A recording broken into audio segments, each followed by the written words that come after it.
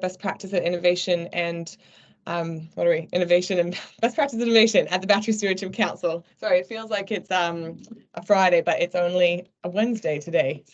Anyway, thanks for joining. It's nice to see the screen with the 4 staff. Thanks for the environmental learning facility. I don't know where that is, but I appreciate you guys joining as a team. Just a bit of housekeeping. If everyone could keep their mics on silent for the majority of the presentation, I'll have a chance at the end for everyone to ask questions. But obviously, if you have a burning question throughout, please put up your hand or type it in the chat, and Kirsten, who's my colleague, will help to mediate that. But thank you again for joining. So today's will be about 20 minutes of me talking to you, and then we'll have some time for questions. And it's about, obviously, safety at a battery drop-off point. So a drop-off point is where the community or a private business might, has become a part of the B-Cycle scheme and has a spot where they can safely dispose of their batteries for recycling through the bin. And just on this slide here, you'll see we've got a photo of one of the Aldi ones. Actually, this is my local Aldi, and you'll see there some of the things we'll speak to in the presentation about what can help this spot be as safe as possible. So today, what we're going to be going through is the obvious question is why do we need to be concerned about safety of drop-off points? Who is responsible for safety at drop-off points? Where do we even start when we are considering the safety of a drop-off point? And then kind of the how we can make them as safe as possible. It's a discussion about further safety training, health checks that the B-Cycle scheme completes. And then we'll go into a bit more of a deep dive of some of the common concerns, as well as review what our commitment is to continuously improving safety and the scheme in general, and also that time for questions. So I hope you find this useful today. So why do we need to be concerned about safety at drop-off points for used batteries? I'm sure everyone here knows how important batteries are to our everyday. We have them on them at all time, whether it be our phone, our Fitbit, the batteries in our remotes. They do contain materials that are finite and are mined from our land. The good news is they are recyclable, highly recyclable, and we do need batteries to transition to this renewable energy security future. So it's really important that batteries are ubiquitous in our everyday life, and they are really important, and they are becoming increasingly prevalent in everything that we do. However, batteries, whether new, being used, or at the end of its life, have a certain number of risks, and batteries do contain chemicals and materials that are unfortunately corrosive, potentially very toxic, and that last one, they're flammable. And increasingly, as the battery chemistries are changing that we use, we're finding the risk of fire is becoming more prevalent just because of this transition to different chemistries that we need to use every day. Just on that issue of fire, unfortunately, as I mentioned, the risk of fire is high and it is increasing. And contrary to popular belief, it's not just the electric vehicles. This can happen with very small batteries. So if anyone has worked or works at a depot or a transfer station, we'll know that things like compacting a battery inappropriately or incorrectly disposed of in a waste or recycling truck, unfortunately, can ignite and start a fire, which can be very dangerous to the staff on the ground and also the community, as well as damage valuable infrastructure. So really what we want to do is, through the establishment of a network, is to make sure that the community dispose of their used batteries through our network and through the drop-off points that are designed to contain any incident and to minimize the risk as much as possible, so that the public aren't disposing of these used products and batteries into the waste and recycling infrastructure inappropriately. So that's really why that's B-Cycle's one of our main objectives. So as I said, we do know, unfortunately, just with the increase of our use of batteries and them reaching the end of life, that we are seeing more fires occur in the waste and recycling systems, putting our staff and people at risk. And just an example of that is one major waste collection company in July 2021 reported they had 5 fires alone that were confirmed to have started from batteries in their system of collections that were not targeting batteries. We also acknowledge that battery fires are increasingly, not increasingly, they're often underreported, and we often aren't even, in the case of a fire, able to fully confirm that has been a battery, but we do also know they're underreported, unfortunately, just because of the concern around being able to get access to insurance and things. So yes, acknowledging that fire is a real concern and issue when it comes to batteries, whether new, in use, or at the end of life. But today we'll look specifically to how we can reduce those risks at the end of life or in the collection system for collecting used batteries. So this shouldn't come as a surprise to everyone, but I did want to emphasize that safety really is everyone's responsibility. And when I mean everyone in regards to B-Cycle and the collection network for used batteries, there's sort of 4 major stakeholder groups that come to mind. The safety really, there's a large part to play on the collector that comes to pick up the used batteries from your drop-off location. And there is a lot of work that we do with the collectors to make sure that their services, the infrastructure they use, is as safe as possible. Obviously, the users in the community and the public that are dropping off their used batteries at your sites have a huge part to play, and there's a large piece of engagement and education there that we have to continue to work on, unfortunately, just because the message isn't necessarily there today that used batteries are potentially dangerous, but users do have a significant responsibility to play and make sure that they're disposing of batteries appropriately. Obviously, the host location of any drop-off point has to provide a safe environment for these containers and has a significant role to play. And obviously, the staff and the people who are working to manage the site as well. So today we'll go over a few of where we can influence and obviously assist with making sure each of these stakeholders have as safe practices as possible. So where to start? When you've signed up to become a B-Cycle drop-off point, you would have signed what we call the Battery Steward Commitment Form, and for drop-off points, also a Code of Practice. And this Code of Practice, which there's a screenshot on the right here, really outlines what your responsibilities are and also goes into more detail on what is a safe drop-off point. And we'll go through some of this in detail in a moment. But then once you've reviewed the Code of Practice, just find a spot and set up. Thanks. Good on your phone. Whatever you like. Perhaps someone needs and to if you want to twist it and change it, we just have to put it back how we found it. Oh, perfect. All right. Awesome. I think someone might need to go mute on the line there. Great, you found whatever you were looking for.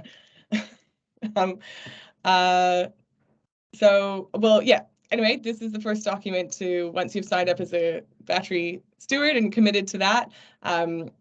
This is the first point of call and of education. Oh, sorry, I think I've missed a slide somewhere.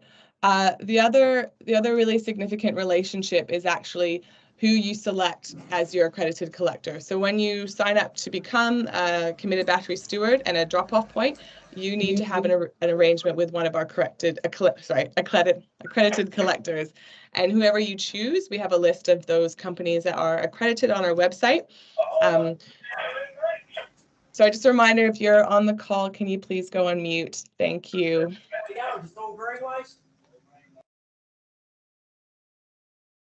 Thank you. So make sure that you develop a relationship with this collector and have a lot of communication with them as well.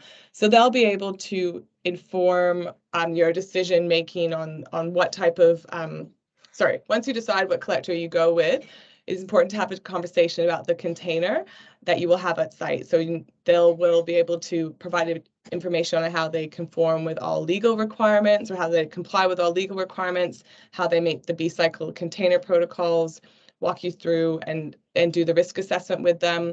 And then obviously you'll need to agree to appropriate service levels. And that will really speak to how frequently the collector will come and collect the batteries you've collected on site.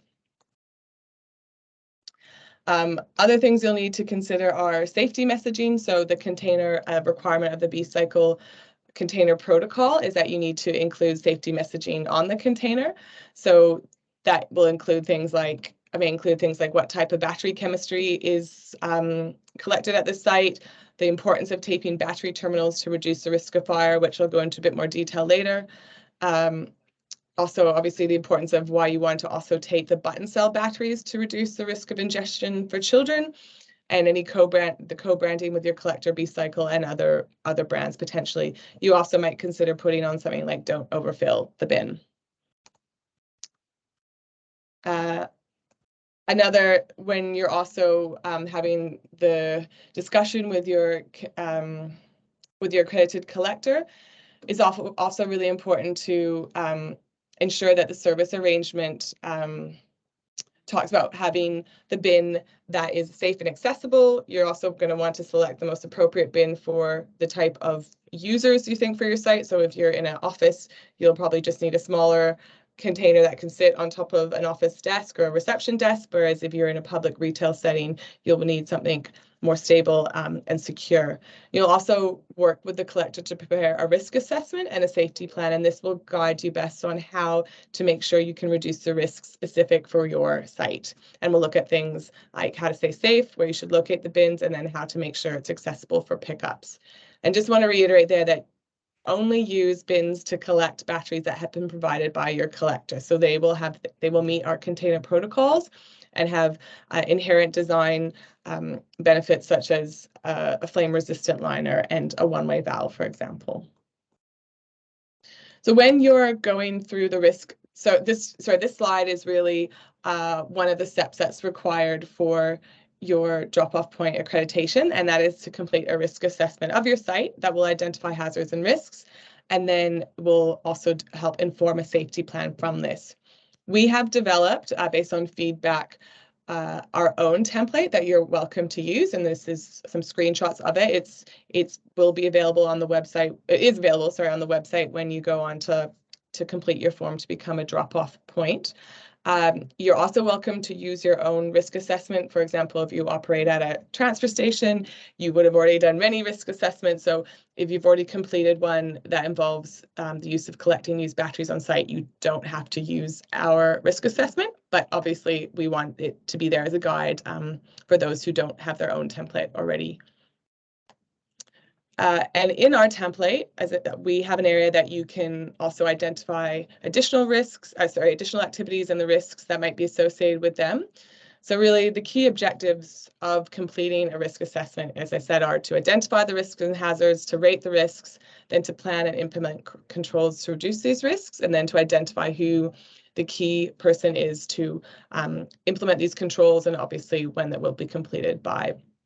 So a key part of completing a risk assessment is not a static activity or a once-off. We do request, or we obviously encourage that you complete risk assessments regularly. So if something changes, maybe you'll get a new container or you need to relocate the container. And so you need to make sure that you complete these regularly so that any new activities or risks are well accounted for and you can implement controls to reduce them. We also have a how-to guide on our website if you need further guidance on how to complete a risk assessment as well, and that's under the B-Cycle forms page on our website. So some key actions that really help to ensure a safe drop-off point is really looking first at the location. So when considering where is best to place the drop-off bin, obviously if it's in a public area, it needs to be accessible to the public or the community, but obviously you want it in a safe and visible area that is easily accessible by the targeted users. It should be in a well-ventilated area. If it is indoors, if it's outside, it must be covered or away from direct sunlight or heat, because this obviously increases the chance of fire.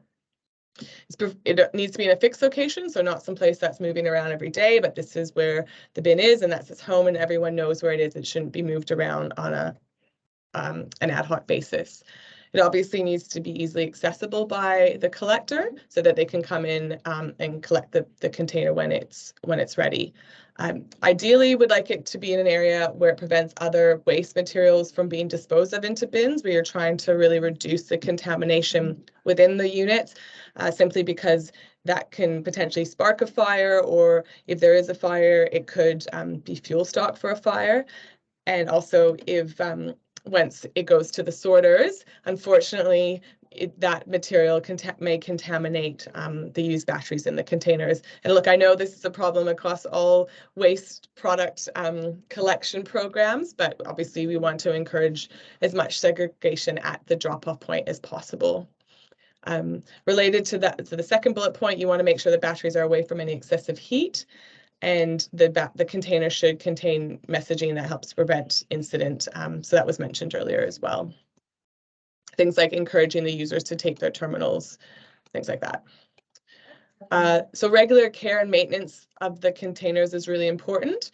So it is the responsibility of the host of the container at the site to make sure that the bins are in good condition, that they're not going to cause any potential harm to the community or users, to make sure there's not overflowing batteries or materials in the bin, and that they're regularly serviced by the collector. So if you have an arrangement where you said to the collector, oh, we think we only need to be having bi-monthly pickups, and you realize that you're getting lots of volume through and it needs to be more frequent, then it is your responsibility to contact a collector and arrange that there's a change to the service agreement and that they regularly service the bins as required.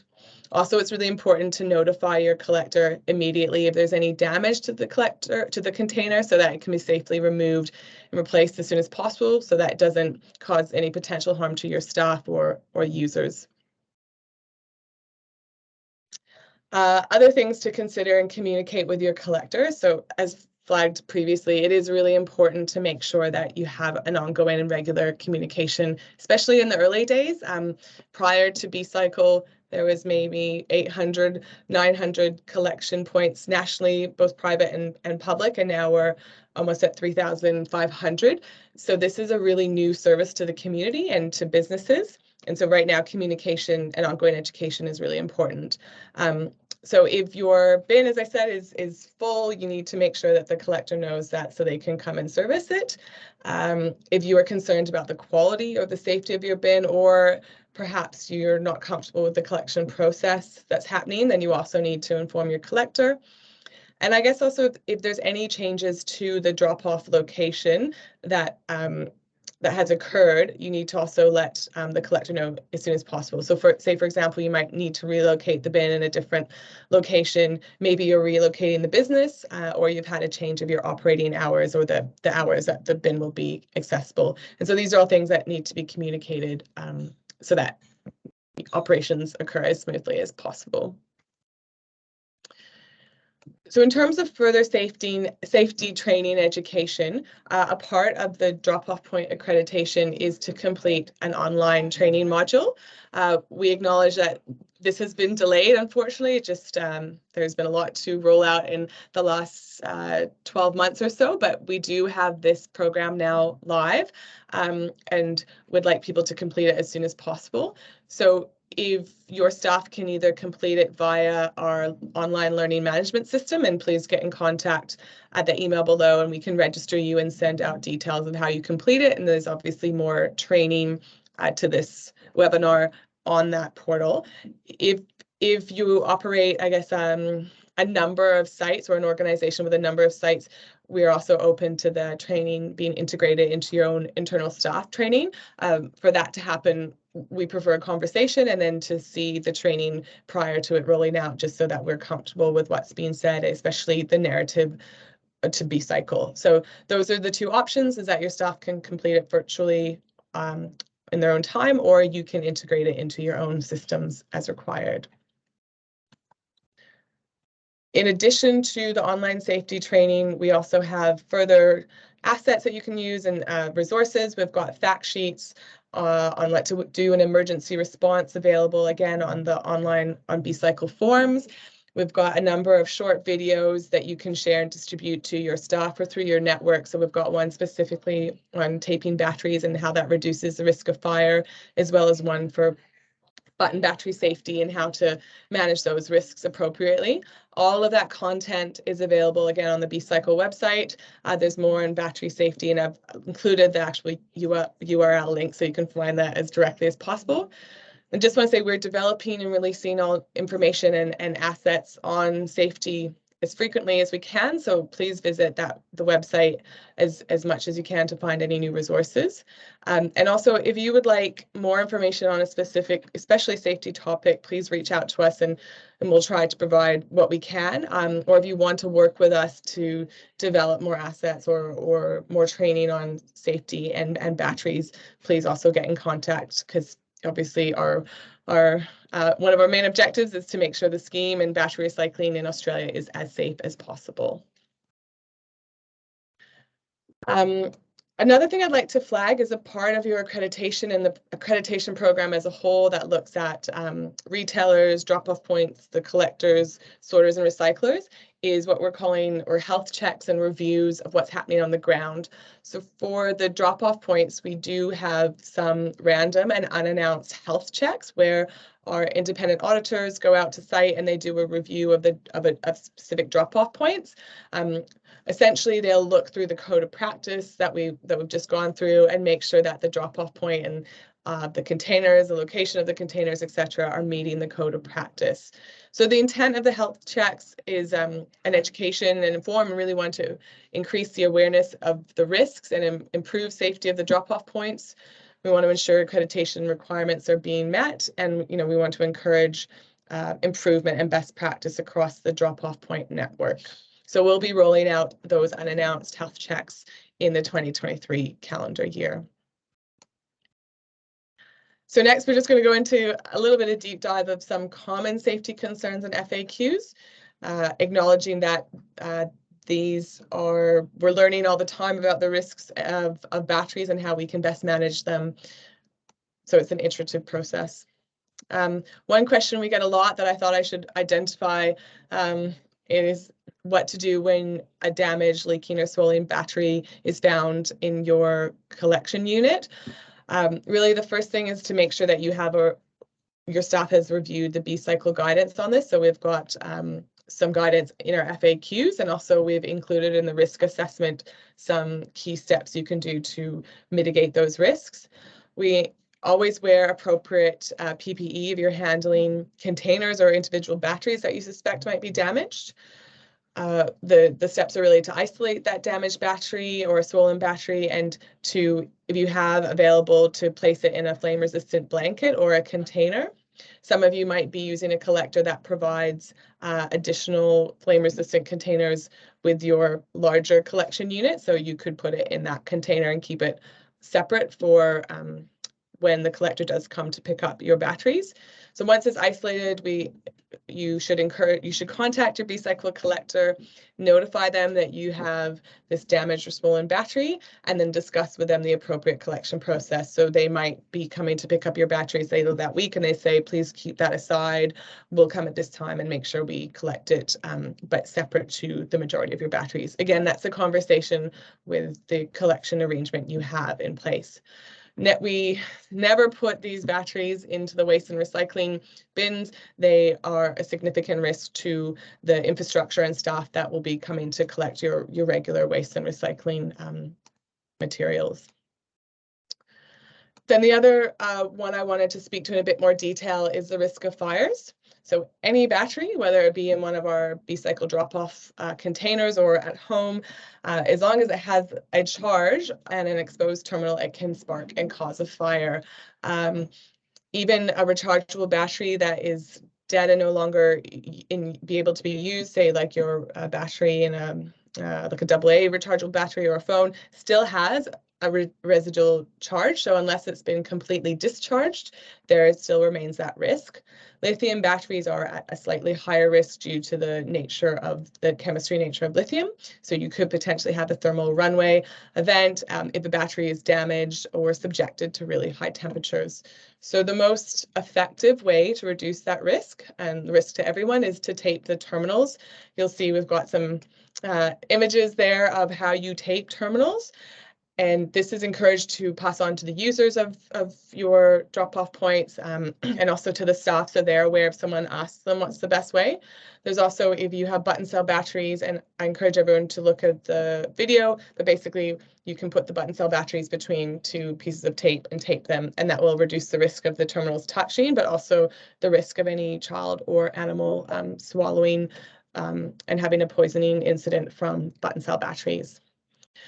So yes, the recommended messaging is never dispose of used batteries in the waste and general recycling bins, and taping terminals is the most effective way to reduce the risk of both fires and any incidents related to poisonings. And the last slide I wanted to discuss is really safety, as mentioned before, is everyone's concern.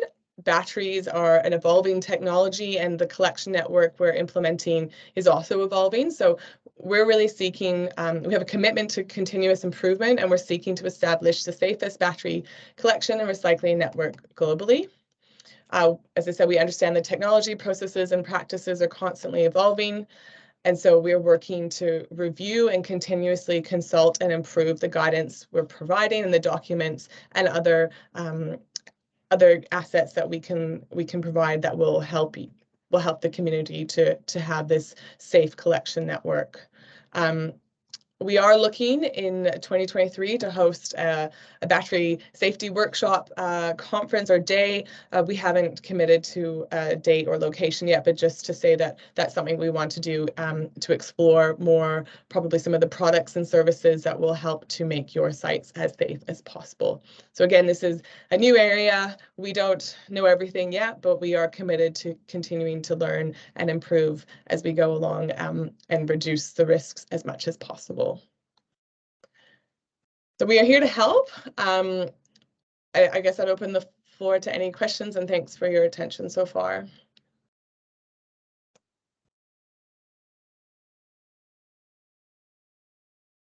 With regard to taping of these batteries, you're saying each individual battery needs to be taped to make it a lot safer, because our collector just has white buckets that we put it in.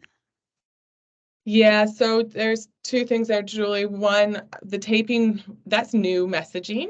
And prior to our scheme launching, we acknowledged the community wasn't aware of that risk or wasn't aware of that action. We highly encourage you communicate to where you're collecting the batteries from to tape the terminals. However, we acknowledge that it takes a lot of time and you can't control the public. You can only influence as much as you can. That's why the safety messaging is really important. That's why these webinars are important. That's why in the future we're looking to do more campaigns about this as well. But yeah, that's a great question. And we can't unfortunately control everyone's actions, but we want to influence as much as possible. The other thing that helps to reduce the risk, and you mentioned you're collecting them in buckets, is the volume capacity of those buckets. So keeping them to a minimum obviously reduces the risks because they're separated. So if an incident does happen, you can easily separate that container from a larger volume of batteries. Yeah, well, they supply battery buckets about 6-7 litres, I think they are. They're not huge buckets, they're only little buckets.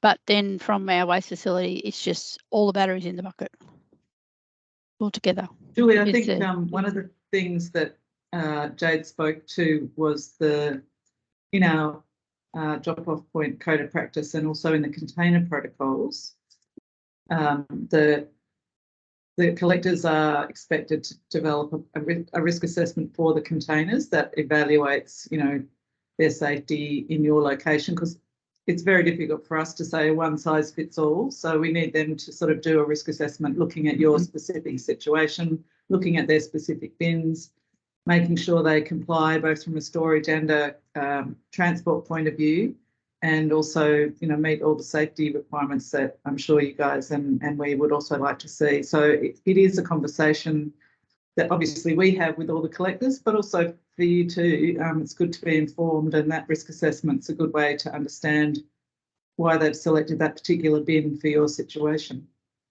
Yeah, so is there any benefit in putting those batteries that you use in rechargeable drills separate to the little ones? In separate buckets?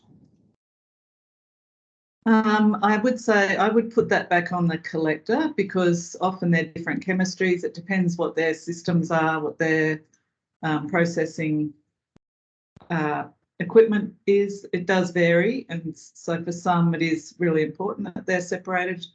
We'd have to look specifically at their situation. Rightio, thanks.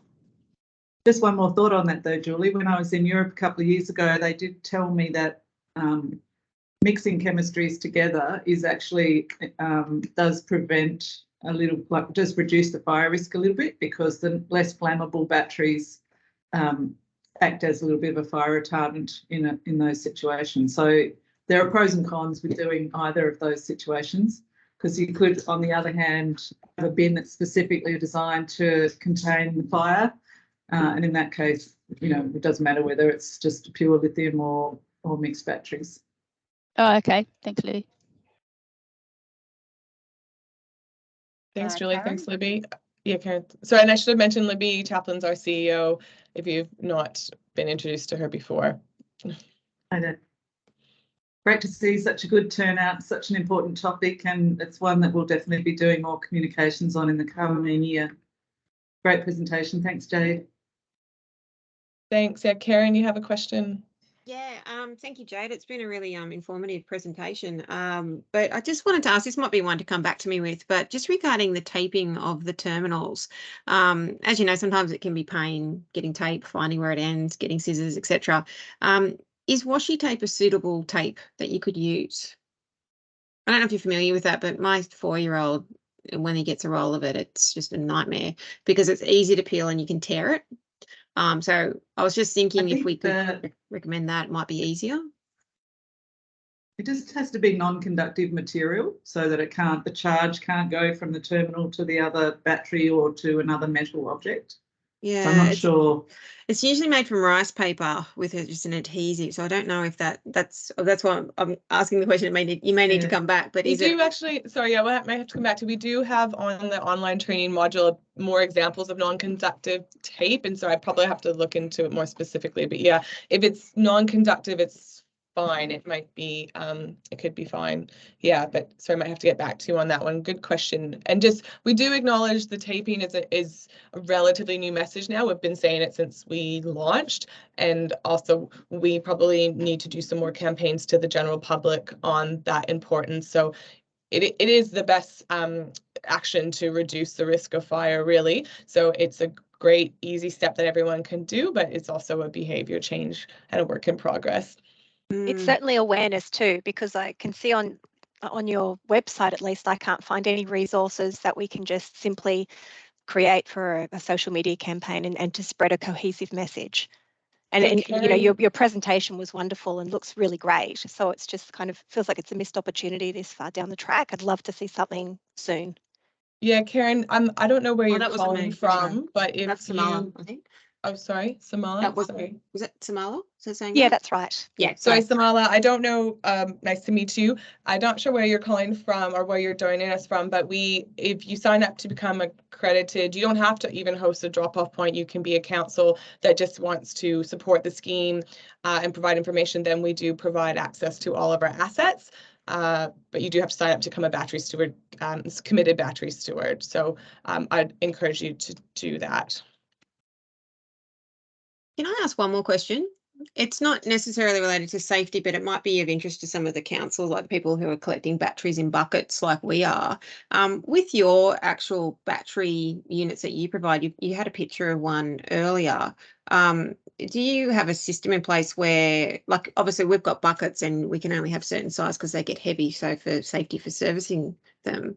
Do your cabinets have some sort of internal design so that you can capture more, but they drop into subsequent buckets like below for servicing? Like, is there a design feature that makes those cabinets able to take a greater volume of batteries without them spilling over for servicing?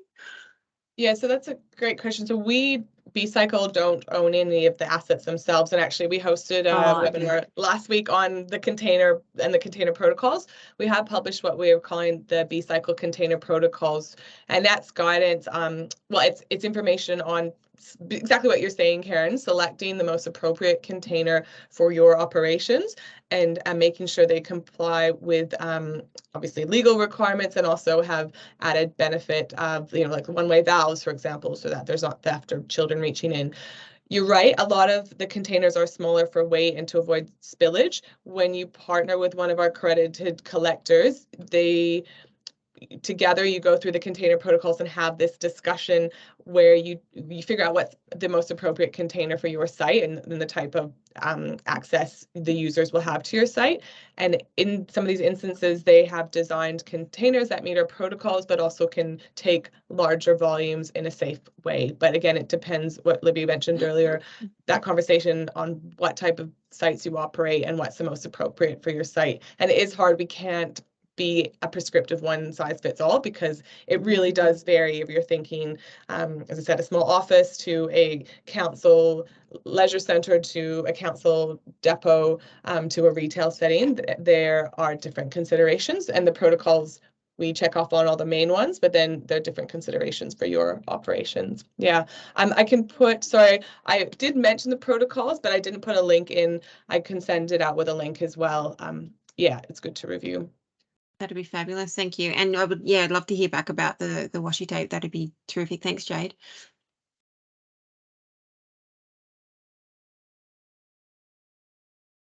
Great questions. Are there any further questions? Someone had one about, will this recording be sent out? I believe it will. So yeah, thanks for that.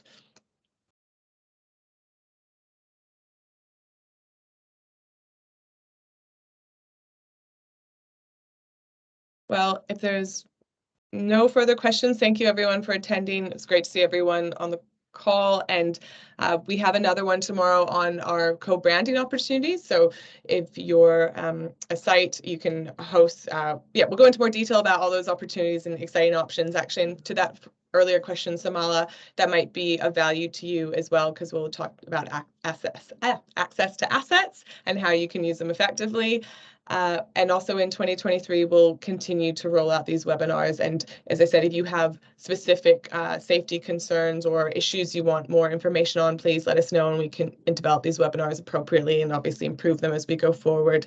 And we are committed to doing that more broad safety workshop. And I can see some of you on the call, Chris, for example, you might be interested to talk to us about that and how we can go into more detail of potentially products and services that are really useful. So yeah, thank you again. Absolutely.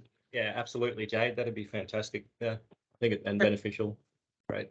Great, thanks. Libby, did you want to close?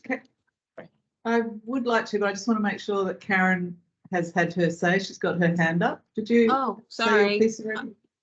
No, that's just me not being very good with Teams. That's all right. You know, just thanks, Jade, and thanks everybody for the interest. Obviously, this is a really crucial piece of work for us, and we're strongly committed to providing you with the support needed to make sure that drop-off points are safe. So, as Jade suggested earlier, let us know how we can help you. If you do need other types of information or there's other work that we can do to support you, then please let us know, and just keep the communication channels open. Thanks, everybody. Thank you.